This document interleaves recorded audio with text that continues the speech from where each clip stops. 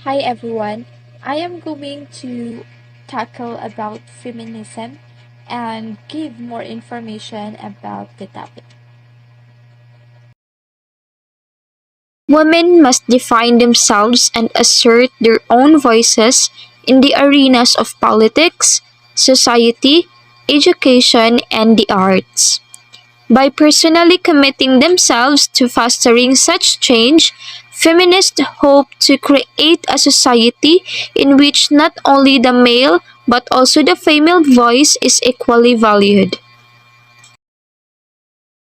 Feminism is a politics. It is a politics directed at changing existing power relations between women and in men society. These power relations structure all areas of life, the family, education, and welfare, the worlds of work and politics, culture, and leisure. They determine who does what and for whom, what we are and what we become. According to Oxford English Dictionary, advocacy of equality of the sexes and the establishment of political, social, and economic rights of the female sex. The problem is that it was too West-centric, not take into account the long history of movement for women's rights.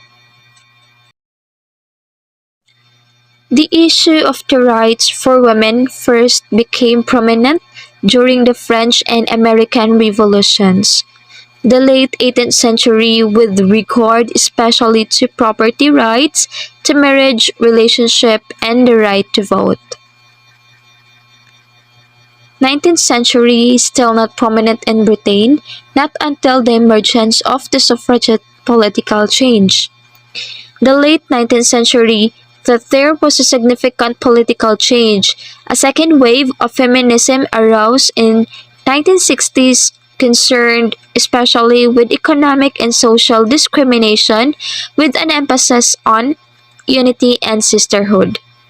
The more diverse third wave is sometimes considered to have arisen in 1980s and 1990s as a reaction against the perceived lack of focus. Mary Wollstonecraft. She is a vindication of the rights of women, regarded as one of the earliest tracks of modern feminism. She advocates the society which brings about the revolution in female manners. She was taught to read and write even though she did not receive formal education. Mary Wollstonecraft did not receive any formal education and she was only self-taught native of London and worked as a scholar teacher and headmaster at the school she established at Newington Green with her sister Eliza. A Vindication of Rights of Women is one of the earliest works of feminine philosophy.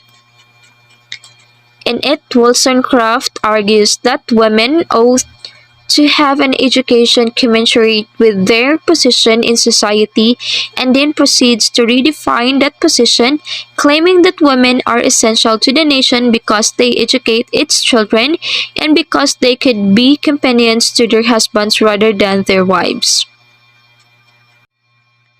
The spirit of enlightenment during 18th century, there is a paradigm of shift. It was replaced by rationality as the key argument of human, social, and politics in life and ideological rephrasing one's position. The ideological rephrasing of man's position within the socio-political matrix was not decisively attached out on the world stage in the form of two revolutions. This is the significant documents of the revolution, which is the United States Declaration of Independence, and the second one is Declaration of the Rights of the Man and the Citizen. Virginia Woolf. She is the three Guinness. Feminism is a disparaging term that was first upon individuals who tried to speak on the behalf of women's rights. She was born in London and had a strong literary and artistic connections of family. She had a large number of siblings that did not only from his parents' child, and was a novelist but sexually abused. Her mother is Aunt Julia Margaret Cameron, and her mother is Leslie Stephen.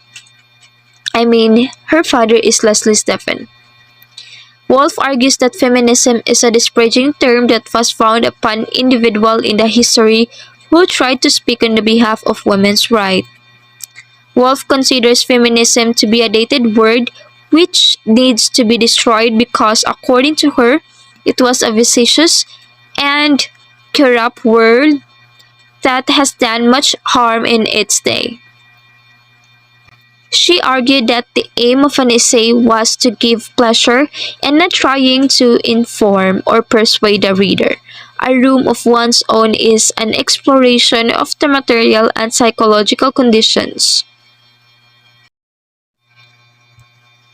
Simone de Beauvoir. Her most influential work was the Lee Deschamps Sexy or the Second Sex.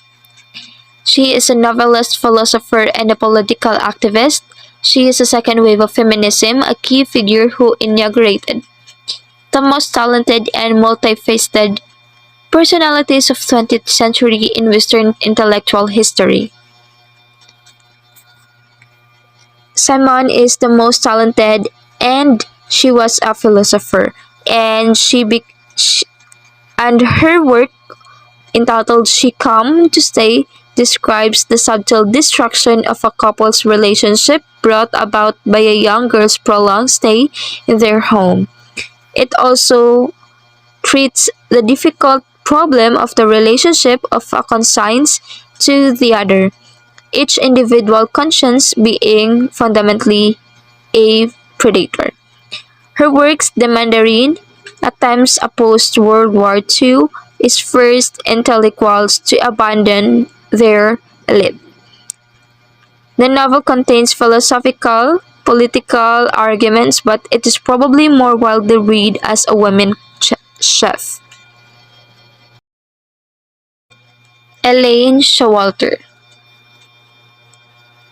She described that gynocriticism, a mode of criticism which seeks to build a framework of literary analysis that is pivoted on female identity. He urges that the exclusion of the female voice must stop. What is needed is a feminist criticism that is genuinely women-centered.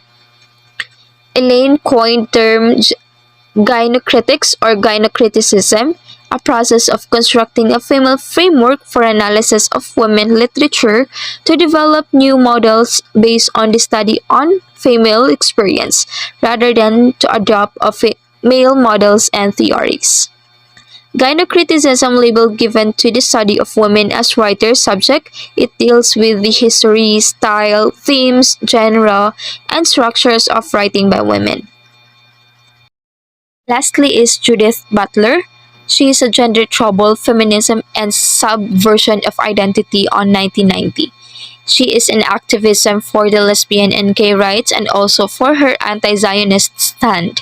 She argues that gender identity is not inherent essence that we possess but a performative construct. Judith is an American philosopher and gender theorist whose work has influenced political philosophy.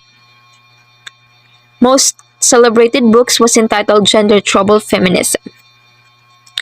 And gender, according to Butler, is by no means tied to material bodily facts but is solely and completely a social construction, a fiction, one that therefore is open to change and contestation, because there is neither an essence that gender expresses or internalizes nor an objective ideal to which gender aspire. A gender trouble feminism and the subversion of identity is a distinction that is being drawn between going gender associated with the notion of performative.